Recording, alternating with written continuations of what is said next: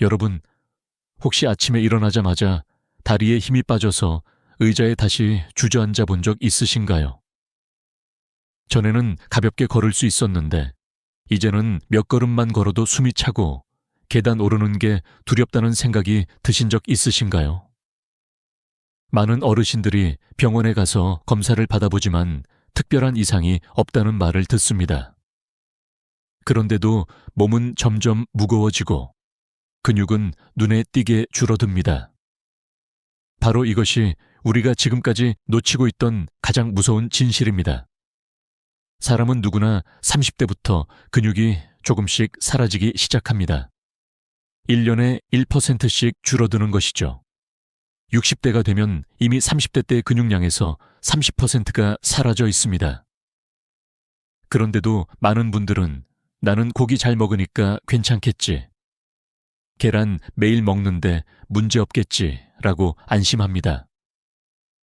하지만 진짜 문제는 단백질을 먹었느냐가 아니라 그 단백질이 과연 내 몸속 근육까지 제대로 도착했느냐 하는 것입니다.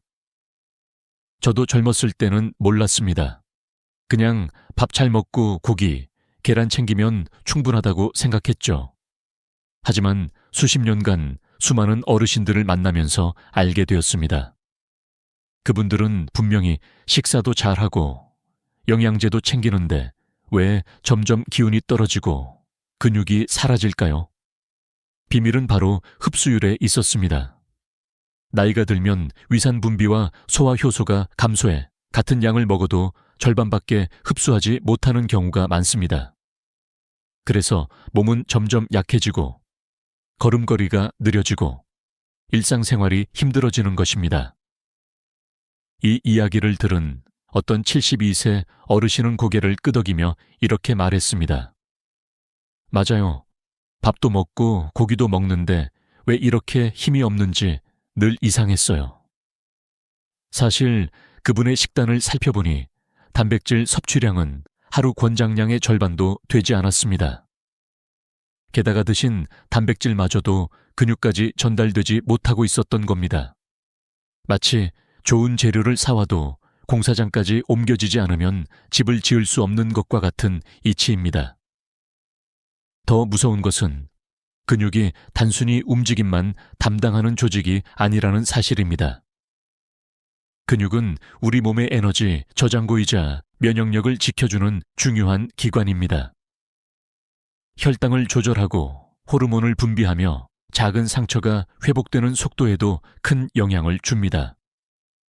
그런데 근육이 줄어든다는 것은 곧 우리 몸의 건강 저장고가 비워지고 있다는 뜻입니다.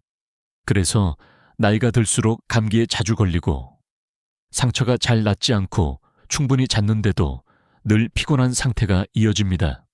어느 날 74세 김명자 어르신이 찾아와 이런 이야기를 하셨습니다. 밥은 잘 먹는데 자꾸 기운이 없어요. 예전엔 시장 한 바퀴는 돌고 왔는데 요즘은 조금만 걸어도 숨이 차요. 검사를 해도 특별한 이상은 없었습니다. 하지만 식단을 분석해보니 탄수화물 위주의 식사였고 단백질은 턱없이 부족했습니다. 그 순간 저는 확신했습니다. 문제는 먹는 양이 아니라 흡수되는 질과 전달 과정이라는 것을요. 여러분, 근육은 저절로 만들어지지 않습니다.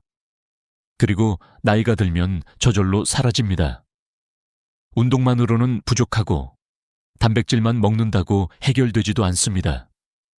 제대로 흡수되고 근육으로 전달되는 단백질, 그리고 그 과정에 꼭 필요한 영양소들이 함께해야 합니다. 이것을 모른 차에 단백질 보충제를 무조건 사서 먹거나 고기만 많이 먹으면 근육은 되살아나지 않습니다. 많은 어르신들이 한 가지 착각을 합니다. 운동 열심히 하라 하면 근육이 늘어나지 않나요? 물론 운동은 중요합니다. 하지만 재료가 없으면 아무리 운동해도 근육이 붙지 않습니다. 근육은 벽돌과 같고 단백질은 그 벽돌을 만드는 재료입니다. 하지만 그 벽돌을 근육이라는 집까지 운반해 줄 사람, 즉 보조 영양소와 소화 흡수력이 없다면 아무리 많은 벽돌이 있어도 집을 지을 수 없습니다. 이 사실을 깨달은 순간 저는 충격을 받았습니다. 단백질은 단순히 많이 먹는 것이 중요한 게 아니었습니다. 어떻게 먹고 무엇과 함께 먹으며 나이에 맞게 조절하는지가 핵심이었습니다. 그리고 그 차이를 알게 된 어르신들은 불과 몇 달 만에 놀라운 변화를 경험했습니다. 여기서 여러분께 질문을 드립니다. 혹시 요즘 들어 계단을 오를 때 무릎이 덜덜 떨리고 젊을 때보다 상처가 잘 낫지 않는다고 느끼신 적 있으신가요? 그게 바로 근육이 줄고 있다는 신호입니다. 그런데 다행인 것은 아직 늦지 않았다는 사실입니다. 오늘 이 영상을 끝까지 보신다면 여러분은 단순한 보충제나 비싼 약국 제품이 아니라 마트에서 쉽게 구할 수 있는 3가지 식품으로 근육을 되살릴 수 있는 비밀을 알게 될 것입니다. 이제 곧 우리는 그 3가지 비밀을 하나하나 공개할 것입니다. 하지만 그 전에 먼저 꼭 알아야 할 것이 있습니다. 왜 근육이 이렇게까지 중요하며 단백질이 단순한 영양소를 넘어 노후 건강의 열쇠가 되는지에 대한 진실입니다. 여러분, 지금부터의 이야기는 여러분의 삶을 완전히 바꿀 수도 있습니다. 근육은 단순히 우리 몸을 움직이게 하는 기관이 아닙니다. 많은 사람들이 근육을 단지 힘을 쓰는 도구 정도로만 생각합니다. 하지만 의학적으로 보면 근육은 훨씬 더 복잡하고 중요한 역할을 맡고 있습니다. 근육은 우리 몸의 가장 큰 대사 기관 중 하나로 혈당을 조절하고 면역세포를 보호하며 호르몬을 분비하는 중심 역할을 합니다. 쉽게 말해 근육은 단순한 운동기관이 아니라 건강을 저장하는 창고와도 같습니다. 나이가 들면서 이 창고가 점점 비워지는 것입니다. 그래서 걷는 속도가 느려지고 작은 계단도 숨이 차고 상처 하나가 낫는데도 오랜 시간이 걸립니다. 근육이 줄어든다는 것은 곧 우리 몸의 방패가 사라진다는 의미입니다. 감기에 자주 걸리고 한 번 걸리면 회복이 늦어지는 것도 같은 이유입니다. 의학적으로 근육 감소가 심해지면 단순히 불편함을 넘어 생존과 직결된 문제로 발전할 수 있습니다. 여기서 중요한 질문 하나를 던져보겠습니다. 근육이 부족하면 가장 먼저 나타나는 신호는 무엇일까요? 첫째, 보행 능력이 약해집니다.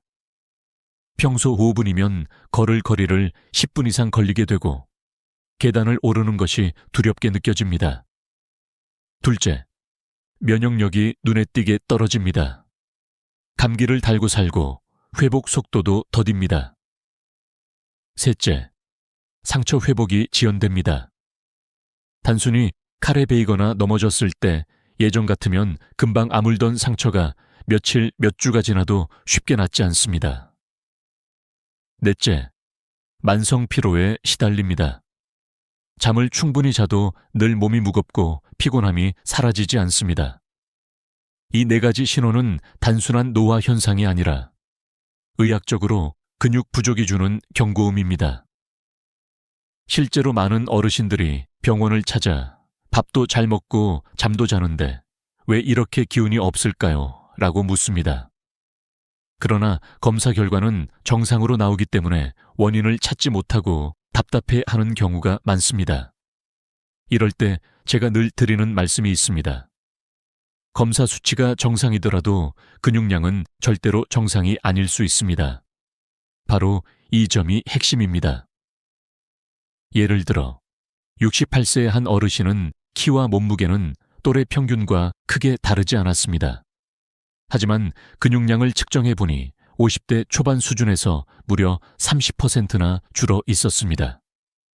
그 결과로 보행 속도는 40% 이상 느려져 있었고 평소 생활에서 피로감을 심하게 호소하셨습니다. 하지만 일반 혈액 검사나 기본 건강 검진에서는 이상이 나타나지 않았습니다.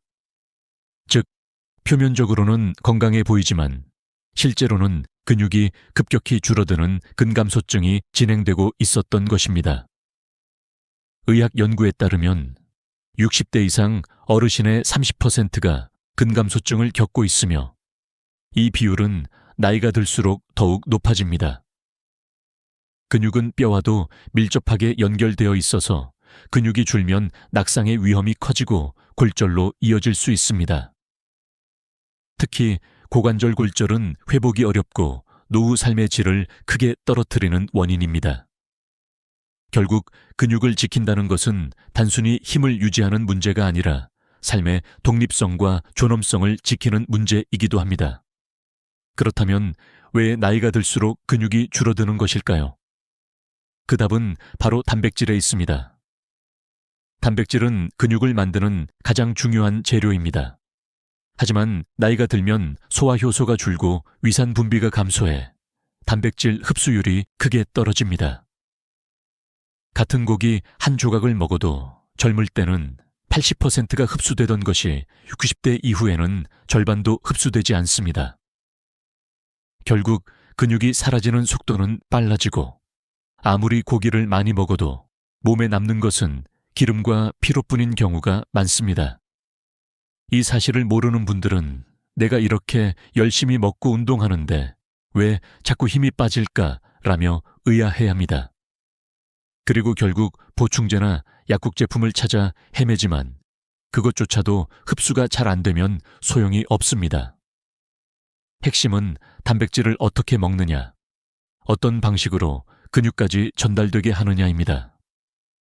실제로 74세한 어르신은 식단에 특별한 문제는 없어 보였지만 단백질 섭취량을 계산해 보니 하루 권장량의 절반에도 미치지 못했습니다. 체중 60포로 기준으로 하루 최소 90고 단백질이 필요한데 실제로는 40고 남짓밖에 섭취하지 못했던 것입니다. 그 결과 늘 피곤하고 근력이 줄고 기력이 떨어졌던 것입니다. 여러분, 여기서 중요한 교훈이 있습니다. 근육은 결코 단순히 운동만으로 지켜지지 않습니다. 우리가 매일 밥상에서 무엇을 선택하느냐에 따라 10년 전의 활력을 되찾을 수도 있고 반대로 더 빨리 잃어버릴 수도 있습니다. 그리고 놀라운 사실은 근육을 다시 채워줄 수 있는 답이 이미 우리 가까이에 있다는 것입니다. 약국 진열대가 아니라 바로 시장과 마트의 흔한 식품 속의 말입니다. 곧 저는 그 세 가지 비밀 식품을 공개하려 합니다.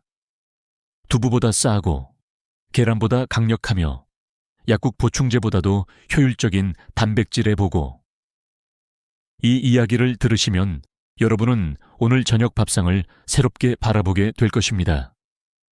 여러분, 지금까지 우리는 근육이 왜 중요한지 그리고 왜 나이가 들수록 힘이 빠지고 피곤해지는지를 살펴봤습니다. 이제 한 걸음 더 깊이 들어가 보겠습니다. 많은 어르신들이 저에게 이렇게 말씀하십니다.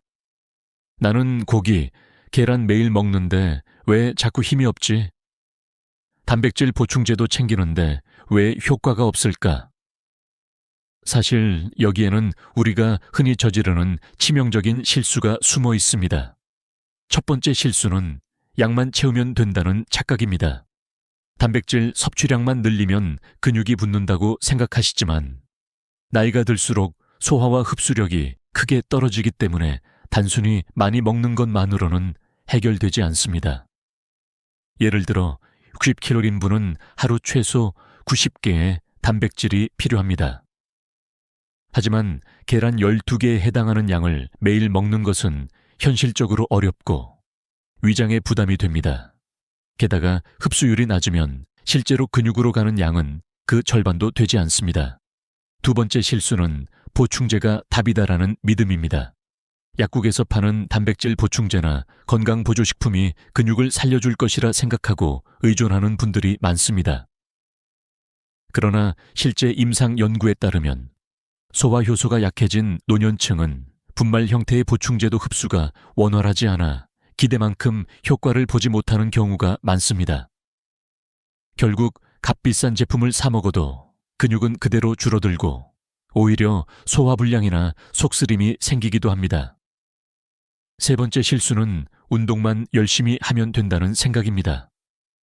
물론 운동은 근육을 자극하는 데 필수적입니다. 하지만 재료가 없으면 아무리 공사를 해도 건물이 올라가지 않듯이 단백질이 부족하거나 흡수가 되지 않으면 운동만으로는 근육을 늘릴 수 없습니다. 실제로 꾸준히 걷기 운동을 하는 70대 어르신들이 근육량이 오히려 줄어드는 경우가 종종 있습니다. 그 이유는 식사에서 단백질을 충분히 보충하지 못했기 때문입니다. 네 번째 실수는 밥상 속 균형을 무시한다는 점입니다. 단백질만 챙긴다고 해서 근육이 만들어지는 것이 아닙니다. 단백질이 근육으로 합성되려면 반드시 칼슘, 아연, 비타민 같은 보조 영양소가 함께 해야 합니다. 예를 들어 벽돌만 있다고 해서 집을 지을 수 없듯이 시멘트와 철근이 함께 있어야 튼튼한 집이 지어집니다. 그런데 많은 분들이 단백질만 챙기고 다른 영양소를 놓치기 때문에 효과를 보지 못합니다. 이 네 가지 실수는 실제 생활 속에서 수많은 어르신들이 반복하고 있는 문제입니다.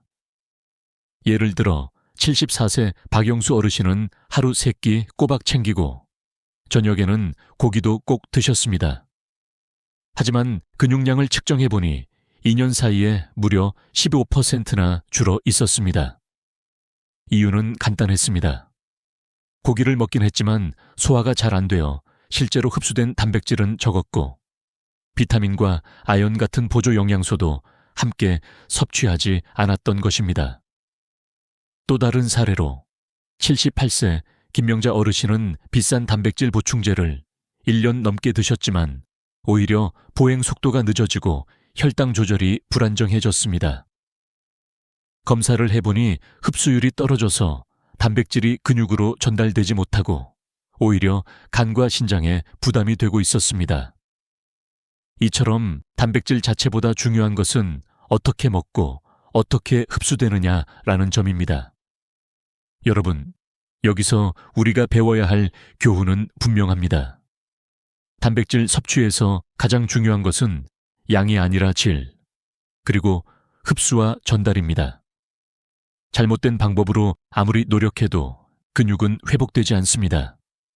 하지만 올바른 방법을 알면 두부보다 싸고 계란보다 강력한 식품만으로도 충분히 근육을 되살릴 수 있습니다. 곧 우리는 그 답을 알게 될 것입니다. 바로 마트에서 흔히 볼 수 있지만 대부분의 사람들이 진짜 가치를 몰라 그냥 지나쳤던 3가지 식품입니다. 이 3가지는 단순히 단백질만 담고 있는 것이 아니라 근육 합성에 꼭 필요한 보조 영양소까지 갖춘 완전한 영양 보고입니다. 다음 부분에서 저는 그 3가지 비밀을 하나씩 공개하겠습니다. 아마 듣고 나면 왜 이제서야 알게 되었을까라는 생각이 드실 겁니다. 이제 드디어 많은 분들이 기다리신 답을 공개할 시간입니다. 단백질 보충제를 사러 약국을 찾을 필요도 없습니다. 마트나 시장에서 손쉽게 구할 수 있는, 그러나 대부분의 사람들이 그 진짜 가치를 몰라 지나쳤던 3가지 보물이 있습니다. 바로 건새우, 황태, 그리고 검은 콩입니다. 이 3가지는 단순히 단백질이 풍부한 식품이 아닙니다.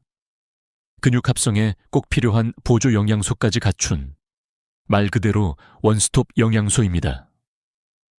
첫 번째 보물은 바로 건새우입니다. 많은 분들이 새우를 국물용으로만 알고 계십니다. 하지만 건새우 한 줌, 약 20개는 무려 계란 3개 분량의 단백질이 들어 있습니다. 게다가 단백질뿐만 아니라 칼슘과 아연이 동시에 농축되어 있습니다. 생새우보다 칼슘은 10배, 아연은 5배나 많습니다. 아연이 왜 중요할까요? 아연은 단백질을 근육으로 합성시키는 효소를 활성화합니다. 즉, 단백질만 먹어서는 근육이 붙지 않지만 아연이 함께 있을 때 비로소 근육이 만들어지는 것입니다. 실제로 69세 이성순 어르신은 건새우를 꾸준히 드신 지 2개월 만에 근육량이 15% 증가했고 다리에 힘이 생겨 걷는 속도가 눈에 띄게 빨라졌습니다. 무엇보다 가격이 저렴합니다. 단백질 보충제 일주일치 값으로 건새우는 한 달을 드실 수 있습니다. 두 번째 보물은 황태입니다. 많은 분들이 술 마신 다음 날 해장국 재료 정도로만 생각하시지만 황태에는 엄청난 비밀이 숨겨져 있습니다. 황태는 얼렸다 녹였다를 반복하는 자연 건조 과정을 거치며 단백질 구조가 부드럽게 풀립니다.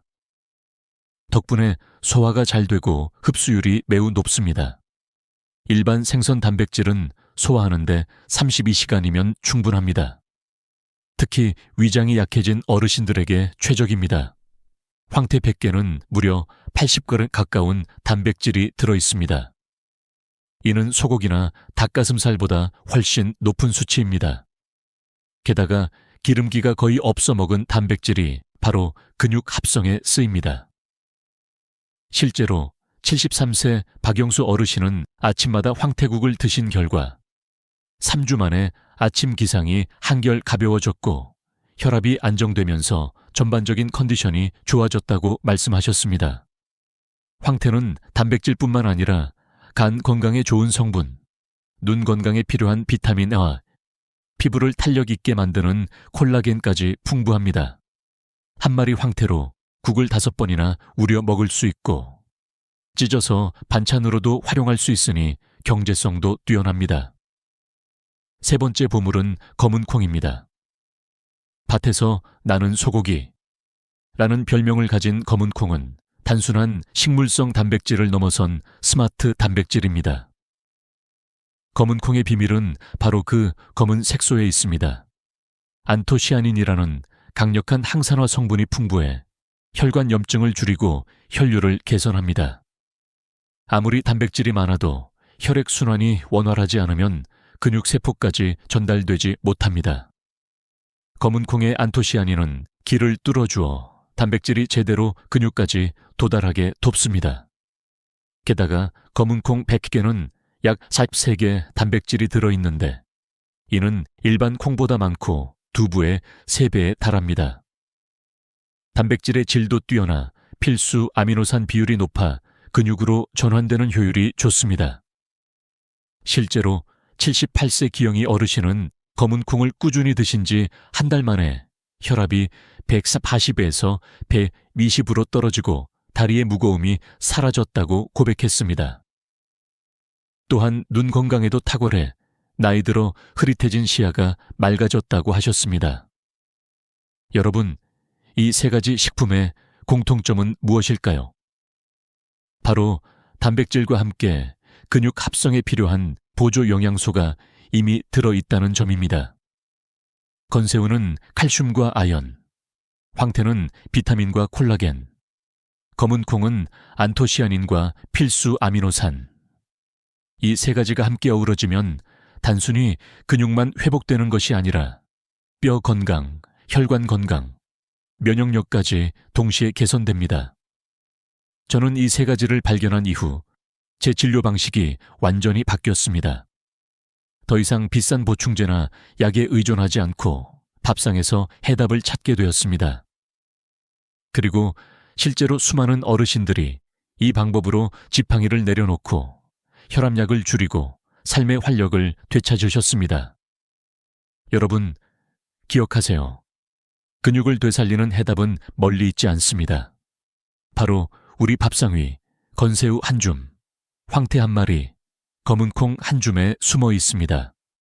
곧 이어서 이 보물들을 어떻게 먹어야 가장 효과적인지, 그리고 어떤 조합은 피해야 하는지에 대해 말씀드리겠습니다. 잘못된 조합은 효과를 반감시키지만 올바른 조합은 근육 회복 속도를 2배 이상 빠르게 만들어줍니다. 여러분, 이제 중요한 단계로 들어가겠습니다. 아무리 좋은 음식을 먹어도 잘못된 조합으로 먹으면 효과가 반감됩니다. 반대로 올바른 조합으로 섭취하면 흡수율이 배가 되고 근육 회복 속도는 2배 이상 빨라집니다. 그래서 지금부터는 세 가지 보물식품인 건새우, 황태, 검은 콩을 어떻게 조합하면 좋고 어떤 조합은 피해야 하는지를 알려드리겠습니다. 먼저 좋은 궁합부터 살펴보겠습니다. 건새우와 시금치는 최고의 조합입니다. 시금치의 풍부한 비타민C가 건새우의 칼슘 흡수를 도와줍니다. 그래서 건새우 시금치 볶음 한 접시면 단백질과 칼슘을 동시에 충전할 수 있습니다. 단순한 반찬 하나 같지만 근육과 뼈 건강을 동시에 챙길 수 있는 완벽한 밥상입니다. 두 번째 조합은 황태와 무입니다. 무에는 천연 소화 효소가 들어있어 단백질 분해를 돕습니다. 황태무국이 단순히 해장국으로만 유명한 것이 아니라 실제로는 영양학적으로도 훌륭한 조합이라는 뜻입니다. 황태의 고단백질이 무의 소화효소와 만나 빠르게 분해되어 근육으로 전달됩니다. 실제로 위장이 약한 어르신들에게 이 조합은 소화 부담을 줄이고 흡수를 높여주는 최적의 방법입니다. 세 번째는 검은 콩과 들기름입니다. 들기름의 풍부한 오메가3가 검은 콩의 안토시아닌과 만나면 한겸 효과가 강화됩니다. 혈관 속 염증을 줄이고 혈류를 원활하게 만들어 단백질이 근육까지 제대로 전달되도록 돕습니다. 예를 들어 검은 콩나물의 들기름을 살짝 뿌려 드시면 심혈관 건강과 근육 회복을 동시에 챙길 수 있습니다. 이처럼 좋은 조합은 효과를 배가시키지만 반대로 절대 피해야 할 조합도 있습니다. 가장 대표적인 것이 두부와 시금치입니다. 시금치에 들어있는 수산 성분이 두부의 칼슘과 결합해 흡수를 방해하기 때문입니다. 두부 시금치 된장국을 자주 드시는 분들은 주의해야 합니다. 또 하나는 콩을 지나치게 짜게 졸이는 것입니다. 나트륨이 많아지면 신장에 부담을 주고 칼슘 배출을 촉진해 근육 형성에 방해가 됩니다. 마지막으로 단백질과 카페인도 피해야 합니다. 식사 직후 커피를 마시면 카페인이 단백질 흡수를 방해합니다. 최소한 30분 이상은 간격을 두시는 것이 좋습니다. 여기서 중요한 비율 개념을 하나 말씀드리겠습니다. 단백질은 혼자 뛰는 선수가 아니라 팀 릴레이 경기 선수입니다. 단백질만 먹는다고 근육이 되는 것이 아니라 비타민, 미네랄, 소화 효소가 함께 협력해야만 근육이라는 결승선에 도달할 수 있습니다. 그래서 건새우, 황태, 검은 콩이 특별한 것입니다. 단백질과 함께 필요한 보조 영양소들이 이미 들어있어서 추가 보충제 없이도 완전한 효과를 낼 수 있습니다. 실제로 임상 사례에서도 확인되었습니다. 세 가지 식품을 함께 섭취한 그룹은 단일 식품만 섭취한 그룹보다 근육량 증가 효과가 약 30% 높았습니다. 또한 보행 속도와 기초 체력이 더 빠르게 회복되었습니다. 이 결과는 단백질의 흡수와 합성이 단순한 양의 문제가 아니라 조합과 균형에 달려 있다는 사실을 보여줍니다. 저는 진료실에서 늘 환자분들께 이렇게 말씀드립니다. 약국보다 밥상이 먼저입니다. 비싼 보충제보다 중요한 것은 우리가 매일 먹는 한 끼 밥상입니다. 건새우를 무쳐 먹고 황태국을 끓여 먹고 검은 콩을 밥에 넣어 드시는 것, 이 단순한 습관이 근육을 되살리고 노후의 활력을 지켜줍니다. 여러분, 지금 머릿속에 떠오르실 겁니다. 그럼 이걸 어떻게 실천해야 하지? 걱정하지 않으셔도 됩니다. 다음으로 저는 단 2주 만에 변화를 느낄 수 있는 구체적인 근육 회복 식단 플랜을 공개하겠습니다. 아침, 점심, 저녁을 어떻게 구성해야 하고 어떤 순서로 실천해야 효과가 빨리 나타나는지 알려드리겠습니다. 준비되셨나요? 이제 진짜 실천의 시간이 다가옵니다. 이제 여러분께 가장 실질적인 해답을 드리겠습니다. 바로 14일 근육 회복 식단 플랜입니다. 이 플랜은 단순히 메뉴를 나열하는 것이 아니라 점차 몸이 적응하고 근육 합성이 가속화되도록 설계된 단계별 과정입니다. 단 2주만 꾸준히 실천하면 소화가 편안해지고 걷는 속도가 빨라지고 아침에 눈을 떴을 때 몸이 가볍다는 놀라운 변화를 경험하실 수 있습니다. 1주차 목표는 기초 체력 회복과 소화 적응입니다. 아침은 황태국으로 시작하세요. 황태 한 마리를 푹 끓여 무와 대파를 넣어 드시면 단백질 흡수 효율이 높아지면서 속이 편안해집니다. 점심은 검은 콩밥입니다. 쌀에 검은 콩을 3대1 비율로 섞어 짓는 것만으로도 혈관 건강과 근육을 동시에 챙길 수 있습니다. 저녁은 건새우 요리를 추가하세요. 첫째 날은 건새우 무침, 둘째 날은 건새우 볶음, 셋째 날은 건새우 전. 이렇게 번갈아가며 다양한 방식으로 즐기시면 질리지 않고 꾸준히 드실 수 있습니다. 2주차 목표는 근육 합성 가속화입니다. 아침 메뉴를 황태죽이나 황태 미역국으로 업그레이드 하세요. 소화가 더 쉬워지고 단백질 농도는 더욱 높아집니다. 점심은 검은 콩 두유나 검은 콩을 늘린 콩밥으로 변화를 주면 좋습니다. 저녁에는 건새우전이나 볶음을 드시면서 들기름을 살짝 곁들이면 영양소 흡수율이 배가 됩니다. 여기서 중요한 것은 변화 체감 포인트입니다. 5일째는 소화가 가벼워지고 몸이 한결 편안해집니다. 왜 이렇게 속이 편하지? 라는 생각이 드실 겁니다. 10일째는 걷는 속도가 빨라지고 계단 오르기가 수월해집니다. 발걸음에 탄력이 붙으면서 예전보다 자신감이 생깁니다. 14일째는 아침에 눈을 뜰 때 몸이 가볍고 하루 종일 활기가 넘칩니다. 10년 전 내 몸 같아졌다는 느낌이 드실 것입니다.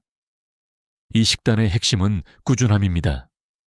하루 이틀 먹고 중단하면 아무 효과도 없습니다. 최소 2주, 가능하다면 3개월 이상 지속해야 확실한 변화를 느낄 수 있습니다. 실제로 이 플랜을 따른 수많은 어르신들이 지팡이를 내려놓고 혈압약을 줄이고 무엇보다 삶의 자신감을 되찾으셨습니다. 여러분, 오늘 우리는 아주 중요한 사실을 알게 되었습니다.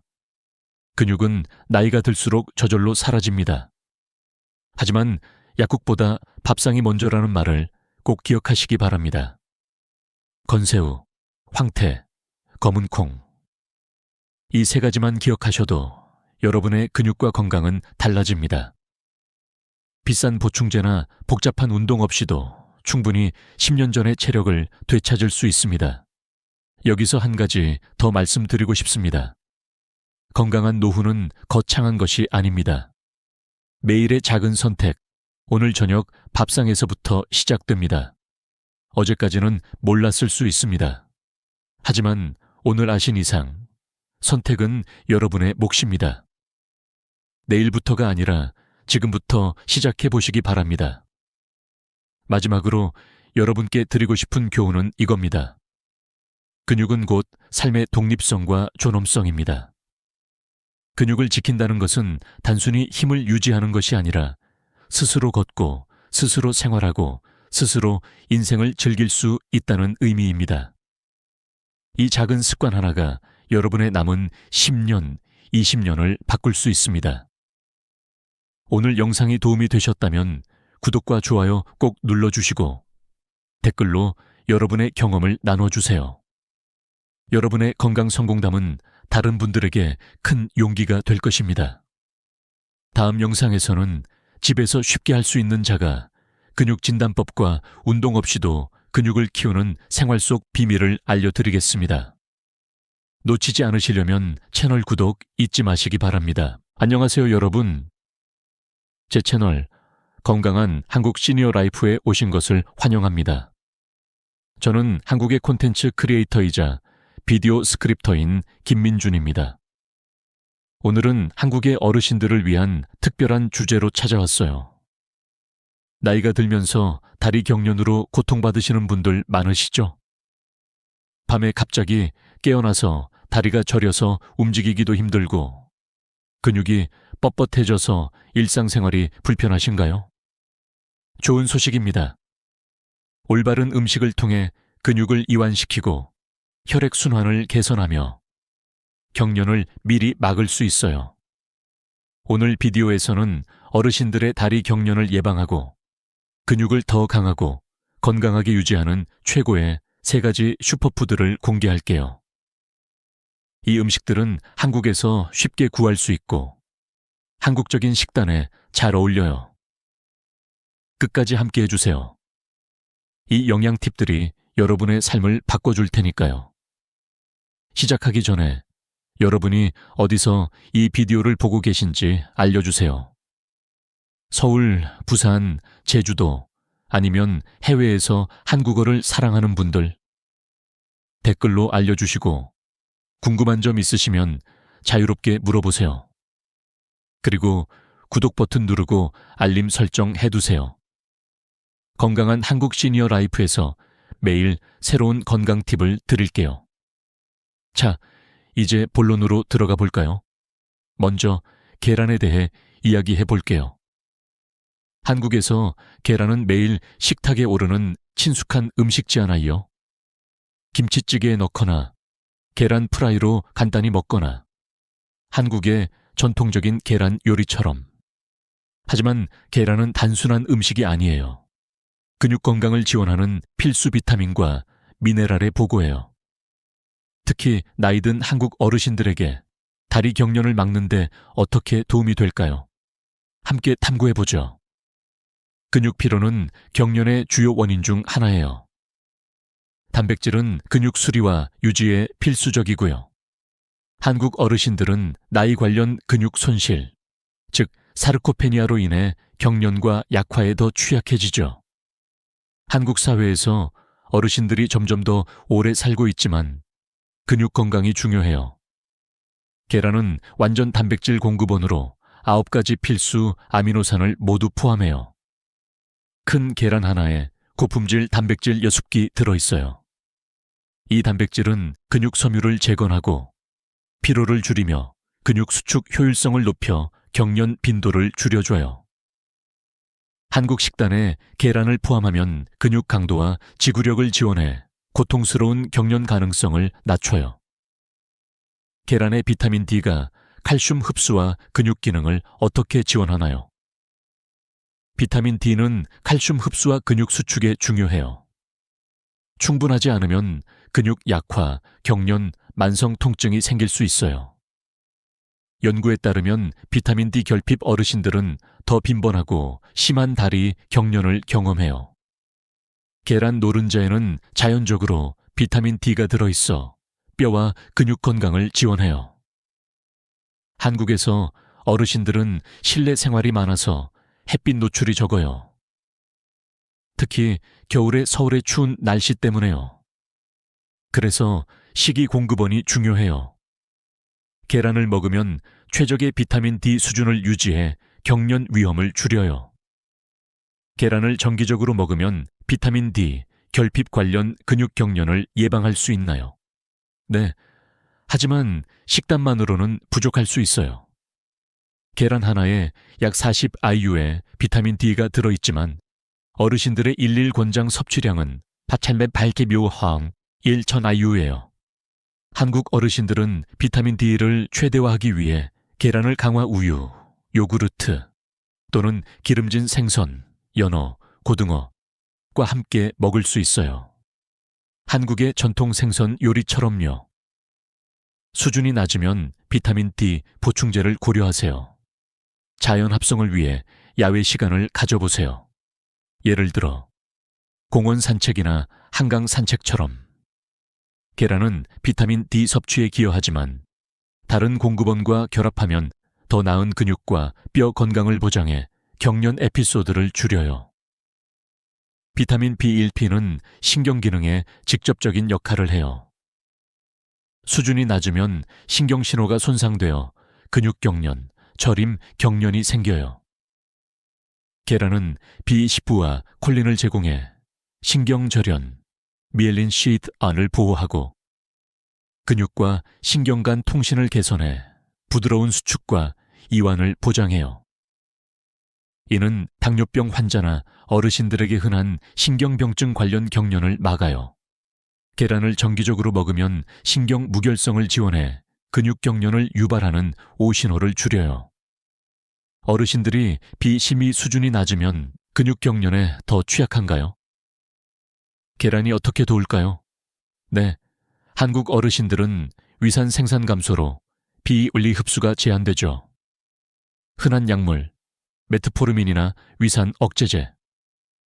이 비심리를 고갈시키고 식이 제한으로 동물성 식품 섭취가 적어요.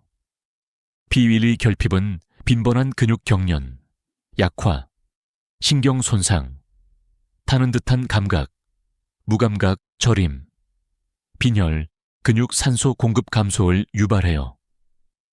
계란은 어르신 친화적인 비실리 공급원으로 소화가 쉽고 간단해요. 한국에서 계란찜이나 계란국처럼 고기, 생선, 유제품이 훌륭한 비아 공급원이지만 계란은 붉은 고기보다 지방이 적고 소화가 약한 어르신들에게 더 좋으며 단백질과 비타민의 풍부한 조합을 제공해요. 채식주의자, 유제품 소비자지만 고기 피함에게 계란은 비우리 수준을 유지하는 최고의 방법 중 하나예요. 어르신들이 근육 건강을 위해 주당 계란을 얼마나 먹어야 할까요? 콜레스테롤 우려 없이요. 연구에 따르면 건강한 어르신들에게 주 6, 7개 계란 섭취는 안전하고 콜레스테롤 수준에 큰 영향을 미치지 않아요. 심장질환이나 고콜레스테롤 환자는 의사 상담하세요. 하지만 가공육을 계란으로 대체하면 심장 건강한 선택이에요. 한국에서 김치와 계란을 함께 먹는 건 어떨까요? 계란이 어르신들의 야간 다리 경련을 줄일 수 있나요? 네, 야간 경련은 종종 근육 회복 불량, 전해질 불균형, 신경기능 장애와 관련돼요. 계란은 단백질, 근육 수리, B15의 신경보호, 비타민 D와 칼슘, 근육 기능을 제공해요. 저녁 식사나 아침에 계란을 포함하면 영양 균형을 도와 밤새 근육 회복을 지원해 야간 경련을 줄여요. 특정 어르신들은 건강 상태에 따라 계란 섭취를 조정해야 해요. 신장 질환자는 단백질 제한, 의사 상담하세요. 고콜레스테롤은 계란 흰자만 먹으세요. 당뇨병 환자는 섬유질 풍부 음식, 채소, 통곡물과 함께 하세요. 대부분의 한국 어르신들에게 계란은 근육, 신경, 전체 건강을 지원하는 고도로 유익한 음식이에요. 이 점을 최대화하려면 주 1-7개 계란을 정기적으로 먹고 IP 채소, 유제품, 견과류 같은 영양 밀도 음식과 짝지으세요. 수분 유지와 전해질 균형을 유지하세요. 한국 어르신들이 자연적으로 근육 경련을 줄이려면 계란은 간단하고 효과적인 식이 추가예요. 다음 아침에 계란을 추가해보세요. 근육 건강을 위한 최고 선택 중 하나예요. 두 번째로 바나나예요. 한국에서 바나나는 과일 가게에서 쉽게 사는 인기 과일이죠. 한국 드라마에서 자주 등장하거나 디저트로 먹어요. 칼륨은 근육 수축, 신경신호, 유체 균형의 필수 미네랄이에요. 칼륨 수준이 너무 낮아지면 저칼륨 혈증, 근육이 경련과 경련에 더 취약해져요. 바나나는 최고의 자연 칼륨 공급원 중 하나예요. 중간 크기 바나나 하나에 약 420mg, 일일 권장 섭취량의 12%예요.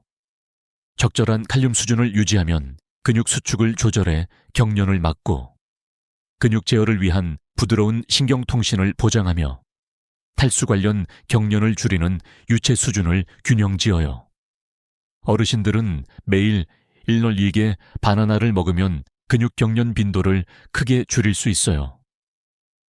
칼륨 수준이 너무 낮으면 무슨 일이 생기고 근육 경련에 어떻게 기여하나요? 칼륨은 신경과 근육 간 정의 신호를 전달해요. 수준이 떨어지면 근육이 과도하게 흥분되어 빈번한 경련이 생겨요. 신경 신호가 방해되어 자발적 근육 수축 위험을 높여요. 세포가 유체 균형 능력을 잃어 근육 뻣뻣함을 유발해요. 연구에 따르면 어르신들은 식욕 감소나 불량식단, 혈압 약, 인뇨제, 부작용, 과도한 땀, 탈수로 칼륨 결핍 위험이 높아요. 한국의 더운 여름이나 실내 생활 때문에요. 바나나를 식단에 포함하면 자연적으로 칼륨을 보충해 정상 근육 기능을 지원해요. 마그네슘은 근육 이완과 신경 기능에 또 다른 중요한 미네랄이에요.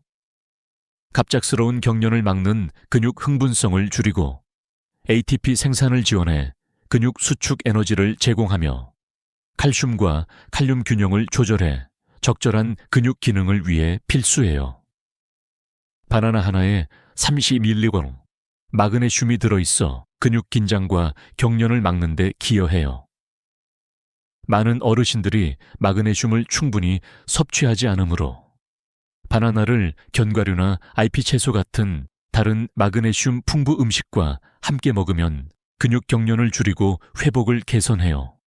야간 다리 경련은 종종 전해질 불균형, 낮은 칼륨, 마그네슘, 불량순환, 탈수와 관련되어 바나나는 칼륨, 마그네슘, 수분 지원 탄수화물을 포함해요.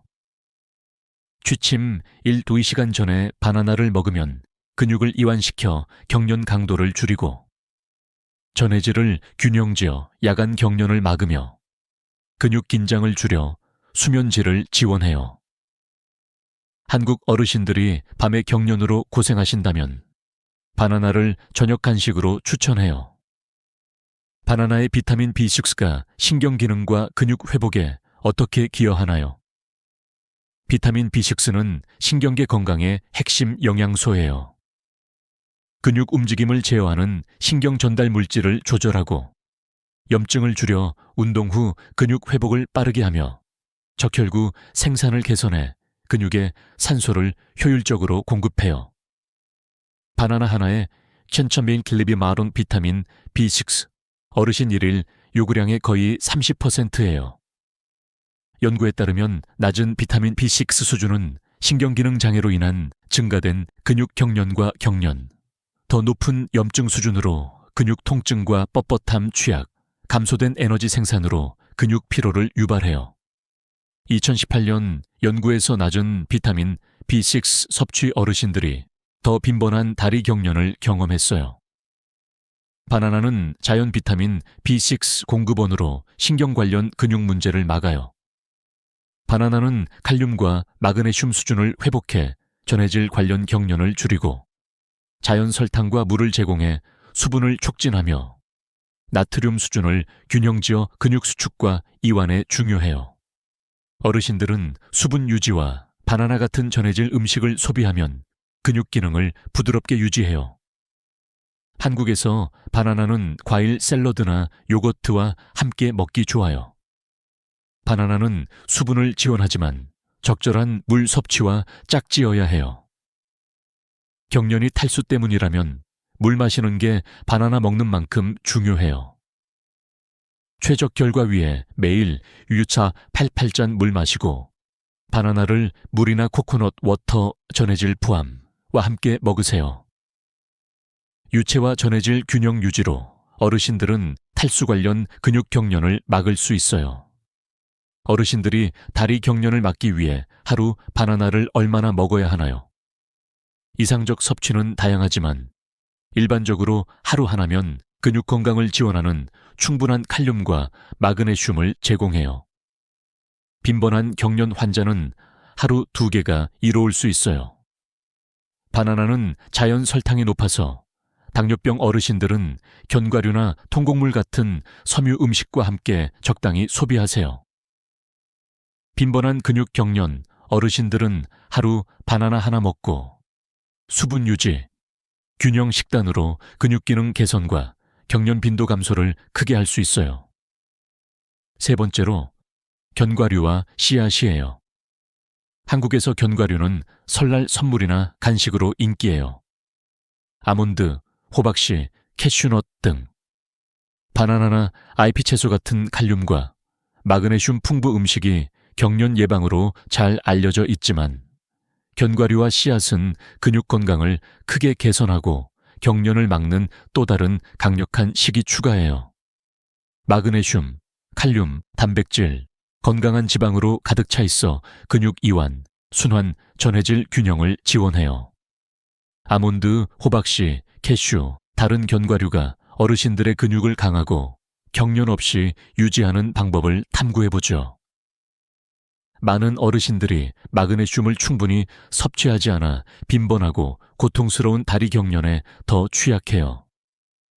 견과류와 씨앗은 최고의 자연 마그네슘 공급원으로 경련 예방에 쉬운 방법이에요. 1온스 서빙당 마그네슘 함량, 호박씨 117.8mg, 11필로의 40%, 아몬드 77.7% 먹에 20%, 캐슈 70스맥 고상 9%. 매일 작은 한 줌 견과류를 먹으면 마그네슘 수준을 회복해 근육을 이완하고 건강하게 유지해요. 한국에서 견과류를 김치나 밥과 함께 먹는 건 어떨까요? 바나나가 칼륨과 연관되지만 많은 견과류와 씨앗도 이 중요 미네랄을 제공해요. 1온스 서빙당 칼륨 함량, 피스타치오 291ml, 아몬드 200ml, 캐슈 160ml. 땀으로 전해질이 손실되므로 보충이 근육 회복과 경련 예방에 필수예요. 견과류와 씨앗이 전해질 회복에 좋은 이유.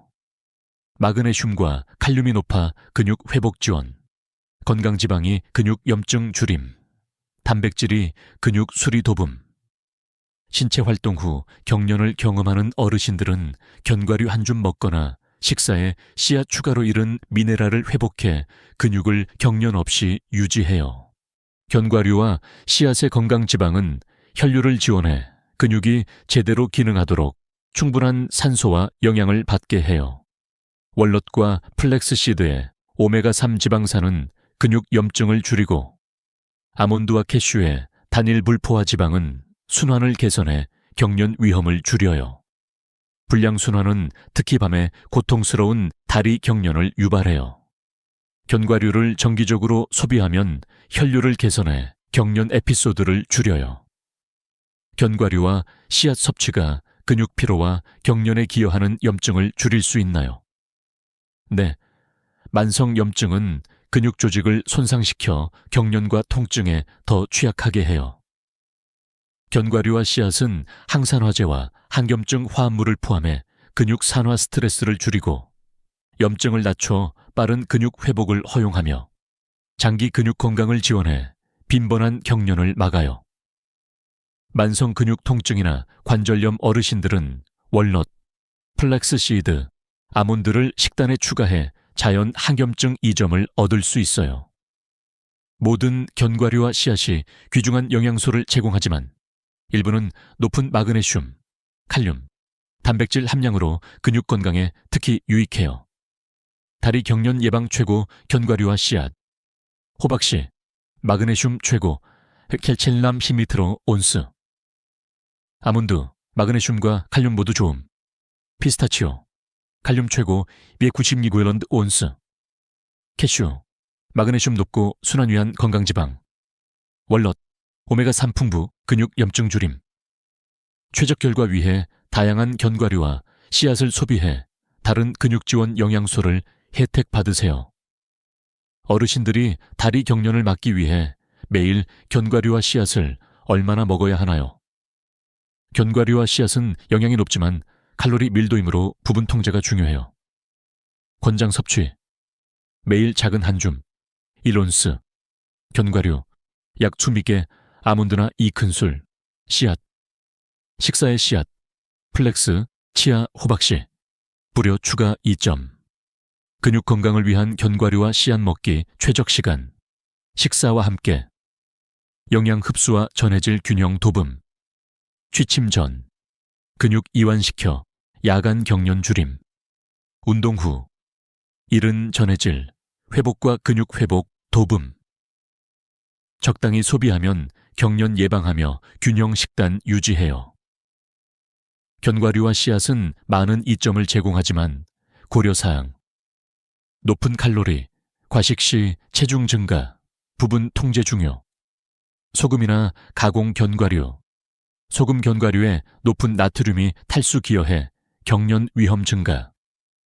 알레르기, 견과 알레르기 있으면 마그네슘과 칼륨 대체 공급원 고려, 소화 문제, 섬유가 민감소와 어르신들에게 팽창이나 불편 유발.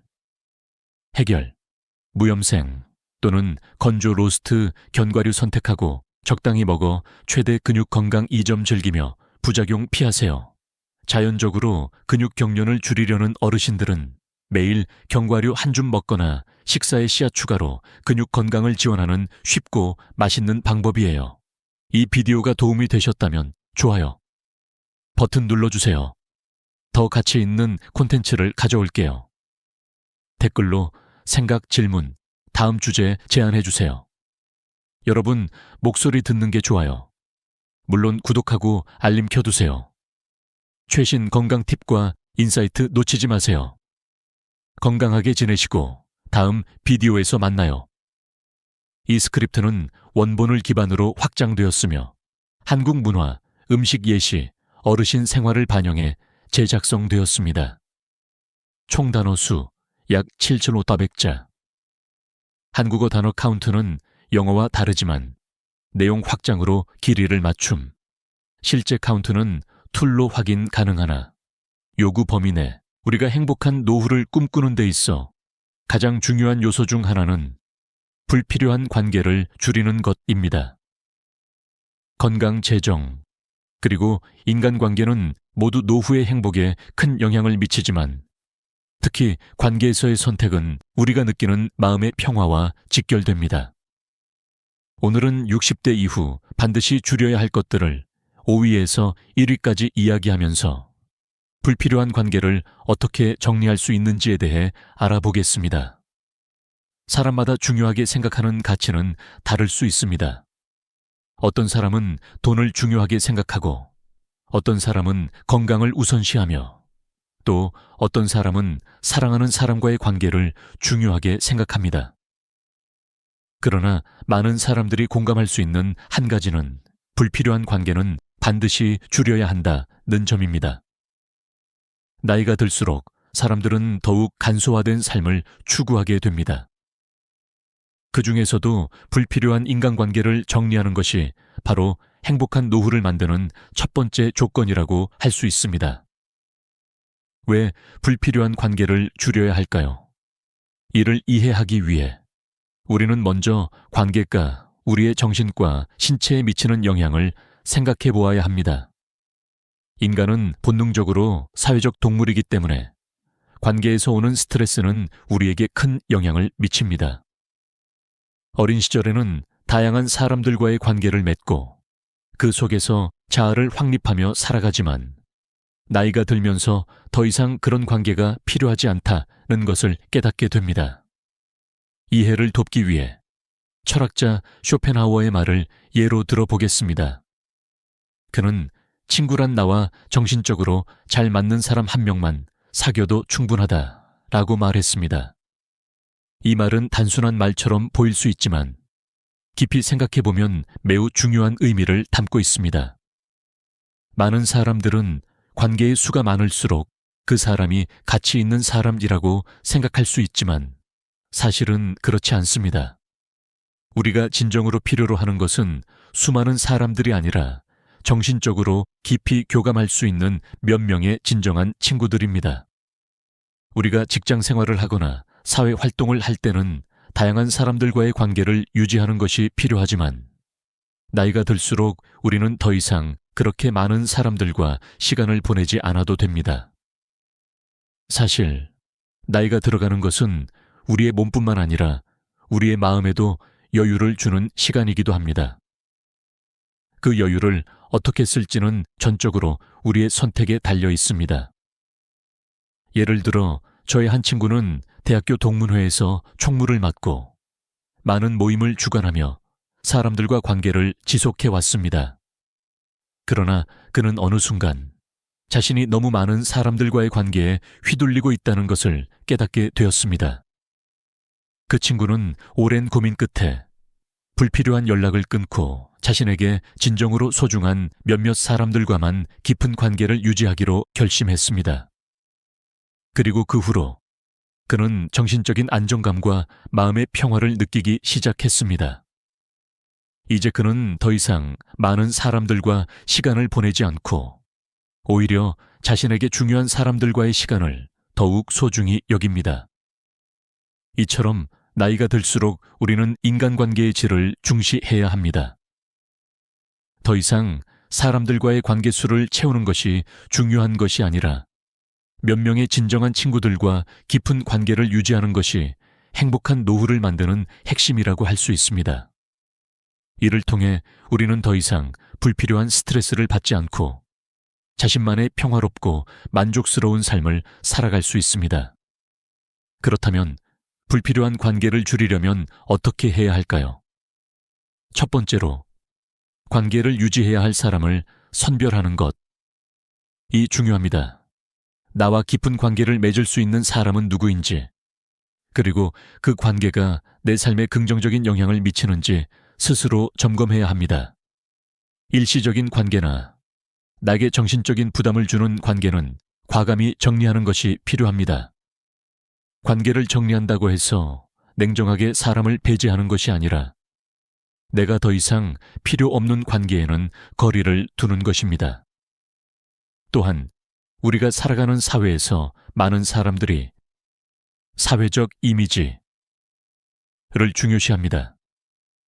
결혼식이나 장례식에 참석할 때 사람들이 북적이는 모습을 보며 자신도 그 속에 끼어야 한다는 압박감을 느끼곤 합니다. 그러나 진정한 가치는 사람들의 수가 아니라 내가 진정으로 소중히 여기는 사람들과의 깊은 교감입니다. 결국 노후의 행복은 정말 소중한 사람들과의 관계를 통해 이루어집니다. 나이가 들수록 우리는 더 이상 사람들 사이에서 인정받으려 하지 않게 됩니다. 진정한 행복은 내가 선택한 사람들과 내 마음을 나누는 깊은 관계에서 오는 것임을 깨닫게 됩니다. 불필요한 관계를 정리하고 진정한 우정과 사랑을 지켜나가는 것이 행복한 노후를 위한 첫걸음이 될 것입니다. 우리가 나이가 들수록 욕심을 줄이는 것이 얼마나 중요한지에 대해 많은 사람들은 동의할 것입니다. 젊은 시절에는 많은 사람들이 더 많은 돈을 벌고 더 많은 성취를 이루려고 합니다. 하지만 60대 이후에는 삶의 방식이 달라져야 합니다. 과거의 성취나 물질적인 것들이 더 이상 가장 중요한 기준이 되지 않습니다. 그 대신 우리가 진정으로 중요한 것은 현재의 삶을 어떻게 잘 지키며 조금 더 간소화하고 여유롭게 살아갈 수 있을지에 대한 고민입니다. 많은 사람들은 노후에 들어서도 여전히 많은 돈을 벌고 싶어 합니다. 예를 들어 주식 투자, 부동산 투자 또는 여러 가지 돈을 벌 수 있는 기회를 잡으려는 욕심을 품고 살아가는 경우가 많습니다. 그러나 욕심이 과하면 그만큼 더 큰 리스크와 불안정성을 초래할 수 있습니다. 나이가 들어서 하는 투자는 그만큼 위험 부담이 크고 잘못된 선택이 오래 회복하기 어려운 손실을 불러올 수 있습니다. 한 가지 예를 들어 보겠습니다. 제 친구의 아버지는 은퇴 후에도 계속해서 투자에 대한 욕심을 놓지 않으셨습니다. 주식시장에서 빠르게 돈을 벌 수 있다는 생각에 매일 하루도 빠짐없이 투자하고 분석했습니다. 그 결과 그의 투자 전략은 처음에는 조금씩 성과를 보였지만 결국 대규모 금융위기에 직면하면서 모든 것을 잃고 말았습니다. 그는 결국 큰 충격과 스트레스에 시달리게 되었고 그 후로는 몸과 마음이 매우 지쳐 있었습니다. 이 일이 지나고 나서 그는 스스로 깨달았습니다. 노후에 더 많은 돈을 벌려고 하기보다는 지금 가진 것을 잘 지키고 안정적인 삶을 유지하는 것이 더 중요하다. 는 사실을 말입니다. 그렇습니다. 나이가 들수록 더 많은 욕심을 쫓는 것보다는 현재 가지고 있는 것을 잘 지키는 것이 중요합니다. 경제적 안정성과 심리적인 평온을 우선시하는 것이 바로 행복한 노후를 위한 중요한 요소입니다. 그렇다면 우리가 어떻게 이런 욕심을 줄이고 삶을 더 간소화할 수 있을까요? 첫 번째로 안정적인 수입원을 찾는 것. 이 중요합니다. 많은 사람들이 은퇴 후에는 더 이상 일을 하지 않거나 경제적인 안정성이 흔들리기 때문에 스트레스를 받습니다. 하지만 은퇴 후에도 일정한 수입을 얻을 수 있는 방법을 찾는다면 그만큼 마음의 여유도 생기고 더 이상 돈에 대한 걱정에서 벗어날 수 있습니다. 예를 들어 연금이나 안정적인 부동산 투자는 비교적 안정적인 수입원을 제공할 수 있습니다. 두 번째로 욕심을 줄이는 중요한 방법은 작은 기쁨에 감사하는 마음을 가지는 것입니다.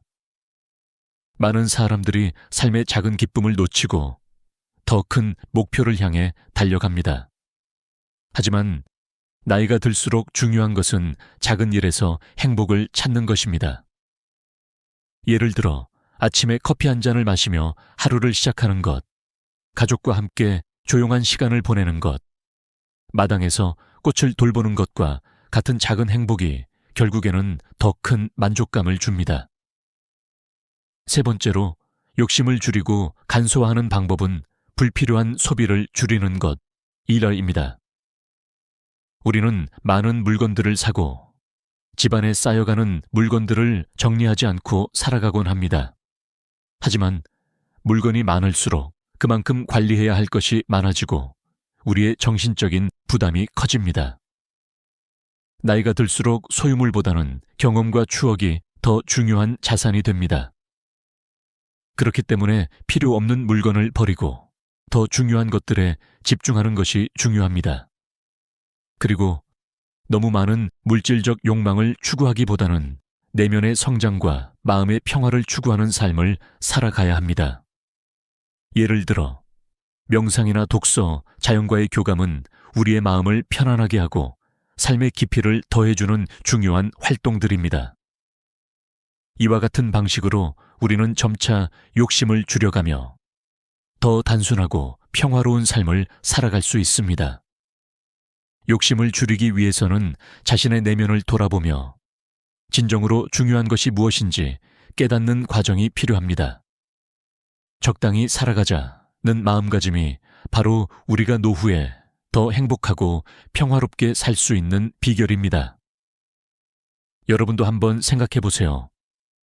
지금까지 추구해온 욕망들 중에서 정말 중요한 것이 무엇인지, 그리고 그 욕망을 줄이고 나면 얻을 수 있는 평화와 여유가 무엇인지 고민해 보세요. 그때가 되면 여러분은 더 이상 물질적 욕망에 끌려다니지 않고 진정으로 의미 있는 삶을 살아갈 수 있게 될 것입니다. 나이가 들어가면서 우리의 몸은 더 이상 젊었을 때처럼 빠르게 회복되지 않습니다. 그래서 우리는 더 신경 써야 할 부분들이 많아지죠. 그 중에서도 탄수화물 섭취를 줄이는 것은 노후 건강을 지키는데 중요한 역할을 합니다. 나이가 들수록 몸의 신진대사가 느려지고 소화 기능이 떨어지며 체중 증가나 만성 질환에 걸릴 위험이 커지기 때문에 식습관에 신경을 써야 합니다. 왜 탄수화물을 줄여야 할까요? 먼저, 탄수화물은 우리 몸에서 에너지원으로 사용되지만 그 과잉 섭취는 혈당 수치를 급격히 높여 당뇨병, 심혈관 질환, 비만 등을 일으킬 수 있습니다. 특히 노년기에 접어들면서 과도한 탄수화물 섭취는 신체에 더 큰 부담을 주기 때문에 섭취량을 적절히 조절하는 것이 필요합니다. 한 예로 한국의 노인층에서 흔히 발생하는 질병 중 하나는 당뇨병입니다. 당뇨병은 탄수화물을 많이 섭취할 경우 혈당이 급격히 상승하면서 발생하는 질환으로 만약 제대로 관리하지 않으면 여러 가지 합병증을 일으킬 수 있습니다. 최근의 연구에 따르면 탄수화물을 과다하게 섭취하는 노인들이 특히 당뇨병에 걸릴 확률이 높다고 밝혀졌습니다. 그리고 한 연구에 의하면 식이섬유가 풍부한 저탄수화물 식단이 당뇨병 예방과 관리를 돕는 데 효과적이라고 합니다. 그렇다면 탄수화물을 어떻게 줄여야 할까요? 첫 번째로 정제된 탄수화물, 흰쌀, 흰 밀가루 등을 줄이는 것이 중요합니다. 정제된 탄수화물은 소화가 빠르고 혈당을 급격히 올리기 때문에 피하는 것이 좋습니다. 대신 통곡물이나 채소를 섭취하는 것이 좋습니다. 예를 들어 현미, 보리, 퀴노아 같은 통곡물은 식이섬유가 풍부해 소화가 느리고 혈당 상승을 완만하게 합니다. 두 번째로 과일과 채소를 많이 섭취하는 것입니다. 과일과 채소는 저칼로리이면서 영양소가 풍부하고 비타민과 미네랄을 많이 포함하고 있어 노년기의 건강을 유지하는 데 필수적입니다. 특히 녹색 채소, 브로콜리, 시금치, 당근 등은 항산화 성분이 풍부하여 노화 방지에도 큰 도움이 됩니다. 세 번째로 단백질 섭취를 증가시키는 것입니다. 나이가 들수록 근육량이 감소하는데 이를 방지하기 위해서는 충분한 단백질 섭취가 필요합니다. 닭고기, 생선, 두부, 콩류 등을 통해 충분한 단백질을 섭취할 수 있습니다. 또한 단백질은 혈당 조절에도 도움이 되며 근육을 유지하고 체지방을 줄이는 데 효과적입니다. 예를 들어 저희 어머니는 탄수화물을 많이 섭취하시던 분이셨습니다. 그 후 당뇨가 걱정되기 시작하면서 식습관을 바꾸기로 결심하셨습니다. 그녀는 흰쌀밥 대신 현미밥을 먹고 과일과 채소를 더 많이 섭취하기 시작했습니다. 그리고 매일 단백질 섭취를 늘리기 위해 닭가슴살, 생선 등을 자주 드시게 되었습니다. 그 결과 혈당 수치가 안정적이었고 체중도 서서히 감소하며 건강한 생활을 유지할 수 있었습니다. 이처럼 탄수화물 섭취를 줄이고 건강한 식단을 유지하는 것은 노후의 건강을 지키는 중요한 방법입니다. 하지만 식이 변화는 급격하게 하지 말고 점진적으로 섭취량을 줄여가면서 몸에 맞는 식습관을 만들어가는 것이 중요합니다. 너무 많은 변화를 한꺼번에 시도하면 몸이 거부할 수 있기 때문에 작은 변화부터 시작하는 것이 좋습니다. 식습관을 바꾸는 것이 어려울 수도 있지만 꾸준히 실천하고 건강한 음식을 선택하는 습관이 여러분의 건강을 지키는 가장 좋은 방법이 될 것입니다. 나이가 들어서도 건강한 몸을 유지하기 위해서는 지금부터라도 식습관에 신경을 써야 합니다. 따라서 탄수화물을 줄이는 것은 나이 들수록 더욱 중요한 일이며 이는 단순히 체중 관리뿐만 아니라 당뇨, 심혈관 질환, 노화 방지에 큰 도움이 됩니다. 지금부터라도 조금씩 탄수화물을 줄여가며 더 건강한 식습관을 만들어가는 것이 바로 행복한 노후를 위한 첫걸음입니다. 나이가 들수록 우리 몸의 변화에 맞춰 정신적인 건강도 중요하게 고려해야 합니다. 정신건강은 단순히 기분이 좋거나 나쁘다는 것을 넘어서 우리 삶의 질에 지대한 영향을 미치는 중요한 요소입니다. 우리가 나이가 들면서 정신적으로 건강하게 지내기 위한 방법은 무엇일까요? 그것은 바로 긍정적인 태도와 마음가짐을 유지하는 것입니다. 긍정적인 태도는 삶의 질을 높이고 사회적 관계를 개선하며 신체 건강에도 좋은 영향을 미칩니다. 특히 노년기의 정신 건강을 지키는 데 있어 긍정적인 사고방식은 매우 중요한 역할을 합니다. 긍정적인 사고는 스트레스를 줄이고 우울증을 예방하는 데 도움이 되며 삶에 대한 만족도를 높여줍니다. 나이가 들수록 우리는 자신의 건강에 대한 걱정이나 과거에 대한 회한에 사로잡힐 수 있습니다. 하지만 그럴 때일수록 긍정적인 태도가 더욱 중요합니다. 우리의 사고방식에 따라 노후의 삶이 얼마나 만족스러울지가 결정되기 때문입니다. 긍정적인 태도를 유지하는 방법은 여러 가지가 있습니다. 우선 감사하는 마음을 가지는 것이 첫 번째입니다. 하루하루의 작은 기쁨에 감사하는 마음을 가지면 삶에 대한 만족도가 높아집니다. 예를 들어 햇살 좋은 날, 잠시 산책을 하며 느끼는 기쁨, 가족과 함께하는 저녁 시간 등은 모두 소소하지만 중요한 행복의 순간입니다. 이런 순간들을 인식하고 감사하는 태도는 우리 마음에 긍정적인 에너지를 불어넣습니다. 또한 마음을 열고 사람들과의 소통을 지속하는 것도 중요합니다.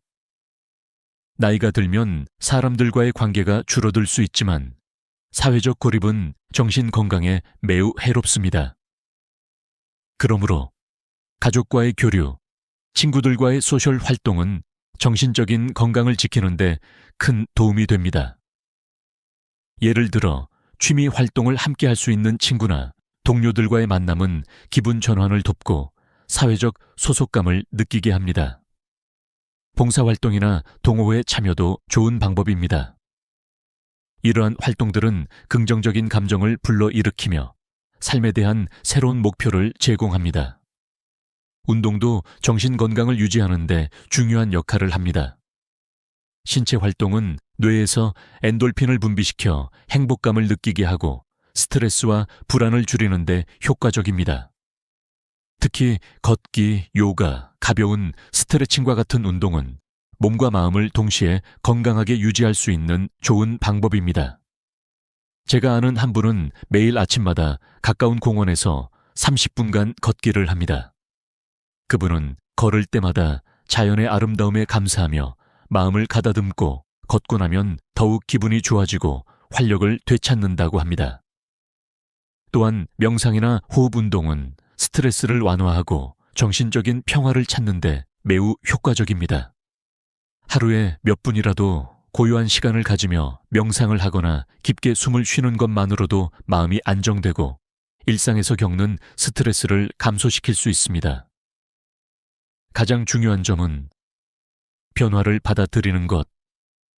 예림입니다. 나이가 들면 몸과 마음에서 변화가 생기기 마련입니다. 처음에는 불편하고 어색할 수 있지만 그 변화를 인정하고 받아들이는 것이 긍정적인 태도를 유지하는 첫걸음입니다. 어떤 상황에서도 긍정적인 면을 찾아내려고 노력하고 그에 대해 감사하는 마음을 가지면 더 나은 마음 상태를 유지할 수 있습니다. 예를 들어 퇴직 후 자유로운 시간을 가지게 되어 그동안 미뤄왔던 취미 생활을 시작할 수 있게 되었다면 이는 긍정적으로 받아들일 수 있는 변화입니다. 자기 자신을 사랑하는 것도 중요한 부분입니다. 많은 사람들이 나이가 들면서 자기 자신을 돌보는 것에 소홀해지기 쉽습니다. 그러나 자기 자신을 아끼고 돌보는 태도가 바로 정신 건강의 기본이 됩니다. 자기 사랑은 자존감을 높이고 내면의 평화를 유지하는 데 중요한 역할을 합니다. 자신에게 좋은 말과 격려를 아끼지 않고 자신을 칭찬하며 살아가는 것은 긍정적인 사고방식을 유지하는 데 큰 도움이 됩니다. 마지막으로 인생의 의미와 목적을 찾는 것도 매우 중요합니다. 노후의 삶에서 의미를 찾고 새로운 목표를 설정하는 것은 우리에게 동기부여를 줄 뿐만 아니라 삶의 만족도를 높이는 데 매우 중요한 요소입니다. 예를 들어 배우지 않았던 새로운 언어를 배우거나 여행을 가서 새로운 문화를 경험하는 것, 좋아하는 책을 읽고 글을 쓰는 것 등은 모두 새로운 목적을 찾고 의미 있는 삶을 살기 위한 좋은 방법들입니다. 이처럼 긍정적인 태도와 사고방식은 노후의 삶에 많은 변화를 가져올 수 있습니다. 삶에 대한 감사한 마음과 작은 기쁨을 찾고 사람들과의 관계를 유지하며 꾸준히 신체 활동을 하고 자기 자신을 사랑하는 태도를 가진다면 우리는 더 행복하고 건강한 노후를 보낼 수 있을 것입니다. 따라서 긍정적인 마음가짐은 노후의 삶을 더 풍요롭고 행복하게 만들어주는 핵심 요소입니다. 마음을 열고 삶의 변화를 받아들이며 하루하루에 감사하며 살다 보면 정신적으로도 건강하고 만족스러운 노후를 보낼 수 있을 것입니다. 나이가 들수록 대화에서 말이 많아지는 경향이 있습니다. 우리는 삶의 경험이 쌓여갈수록 자신이 알고 있는 것들을 다른 사람들에게 알려주고 싶어 합니다. 하지만 나이가 들수록 말보다 중요한 것은 듣는 것입니다. 우리는 종종 말을 많이 하며 자신의 경험과 생각을 표현하려 합니다. 그러나 정말 중요한 것은 남의 이야기를 경청하는 것입니다.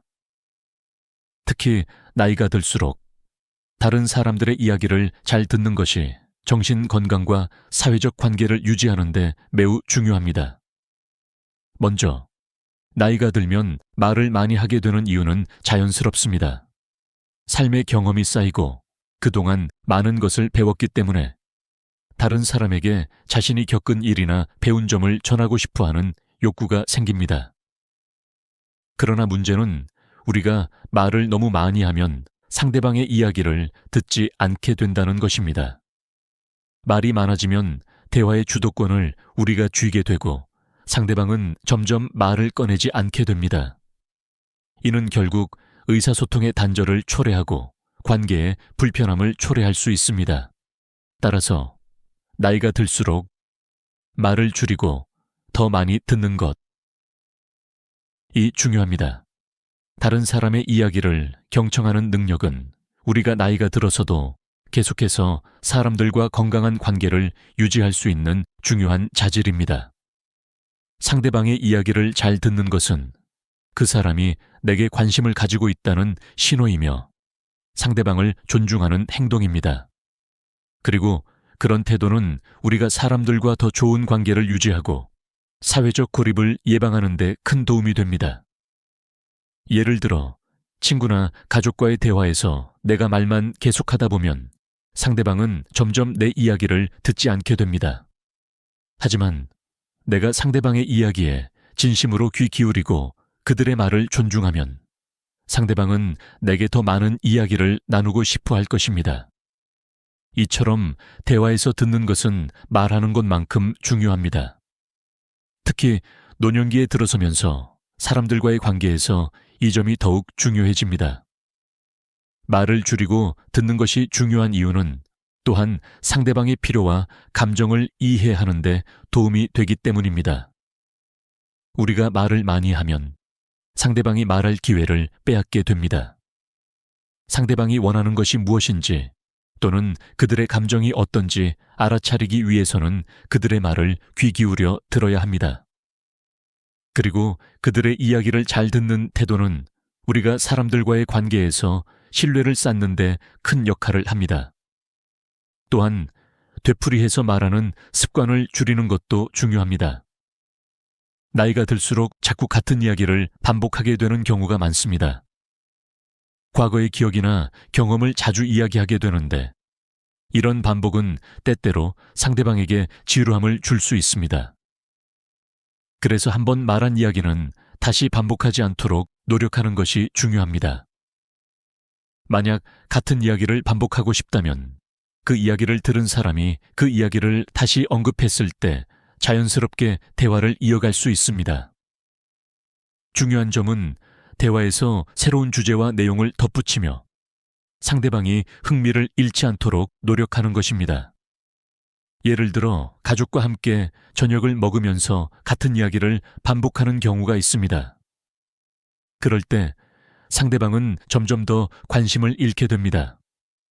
대신 그 이야기를 듣고 나서 새로운 주제나 그 이야기를 바탕으로 한 질문을 던지는 것이 훨씬 더 건강한 대화를 만들어 갈 수 있습니다.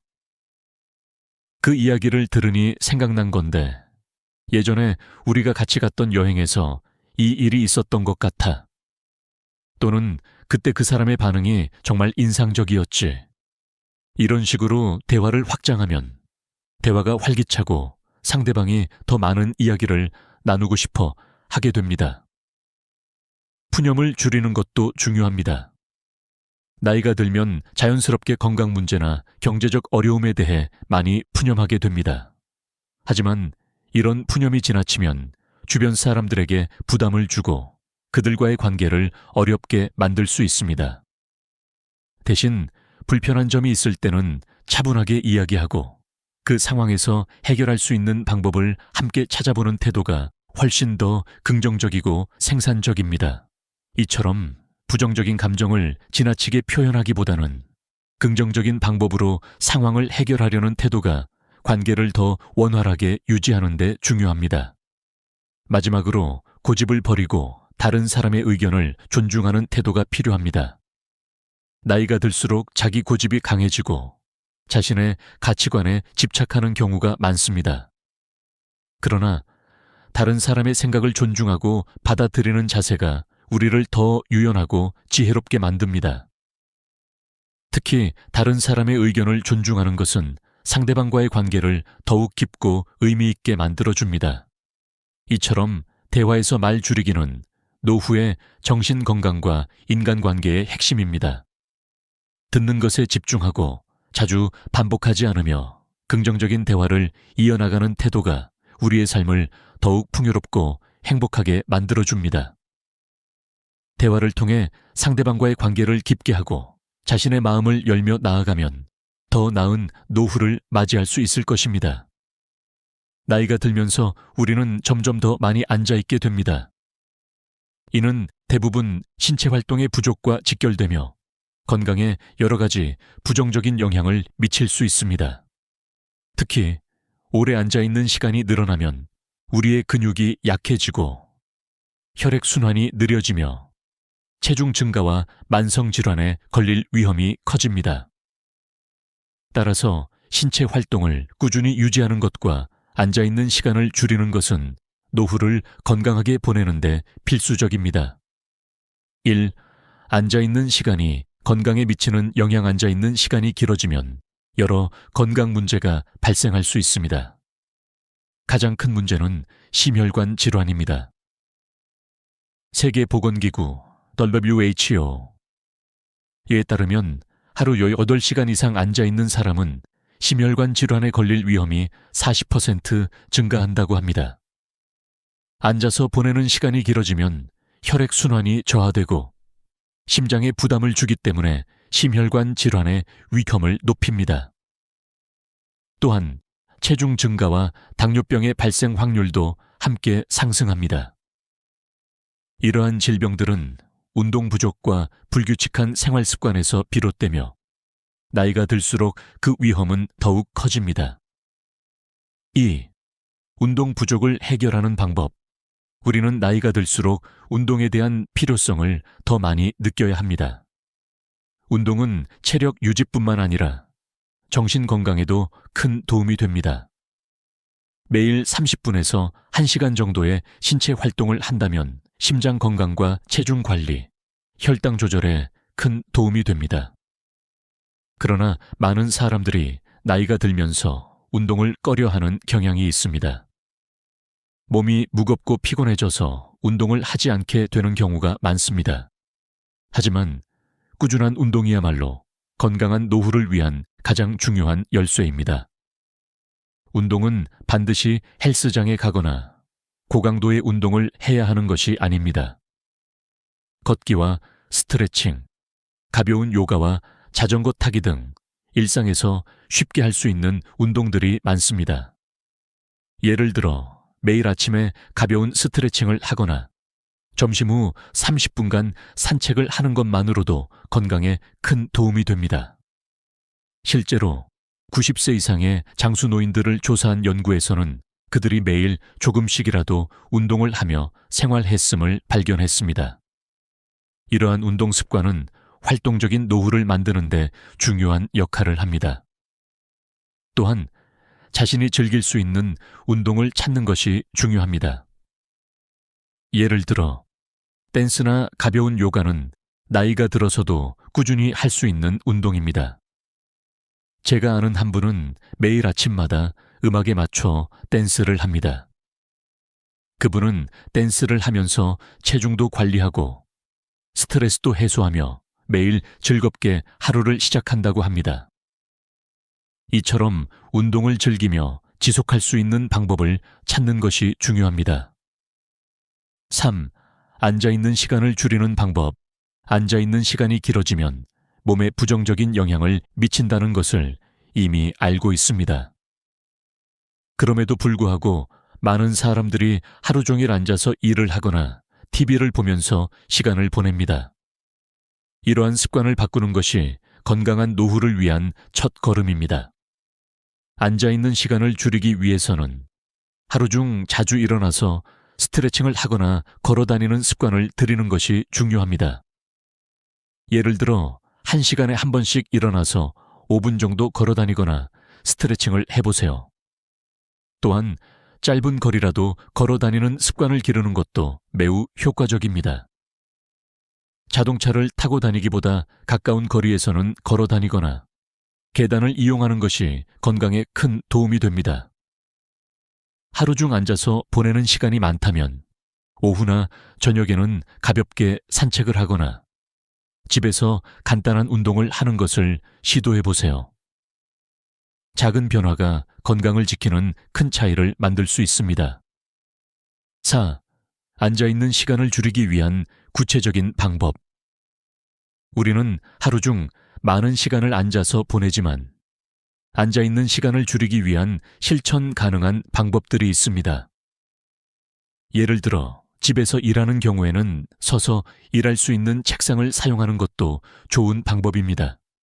서서 일하는 것이 장시간 앉아서 일하는 것보다 건강에 훨씬 더 좋습니다. 또한 운동을 하지 않더라도 하루에 몇 번씩 일어나서 가벼운 스트레칭을 한다면 혈액순환을 촉진하고 피로를 해소하는 데 도움이 됩니다. 근로 환경에서도 앉아서 일하는 시간을 줄이는 방법을 고려해 보세요. 예를 들어 전화나 화상회의 중에 일어날 수 있으면 일어나서 하는 것이 좋습니다. 정리정돈을 할 때 잠시 일어나서 청소를 하거나 정리하는 것도 좋은 방법입니다. 이렇게 앉아있는 시간을 분산시키면 하루 종일 활동량을 늘릴 수 있습니다. 5. 건강한 노후를 위한 실천. 결국 건강한 노후를 위한 중요한 요소는 운동과 신체 활동입니다. 나이가 들수록 운동을 통해 몸의 기능을 유지하고 신체적으로 활발하게 움직이는 습관을 들이는 것이 필요합니다. 앉아있는 시간을 줄이고 작은 운동을 꾸준히 실천하는 것이 바로 건강한 노후를 위한 첫 번째 단계입니다. 건강한 몸을 유지하면서 행복한 마음을 가지고 나이 들 수 있는 방법은 운동과 신체 활동을 통해 가능합니다. 지금부터라도 운동을 시작하고 앉아있는 시간을 줄이는 습관을 기르는 것이 노후를 건강하고 즐겁게 만드는 길입니다. 여러분의 건강한 노후를 위해 지금부터라도 조금씩 변화를 시작해 보세요.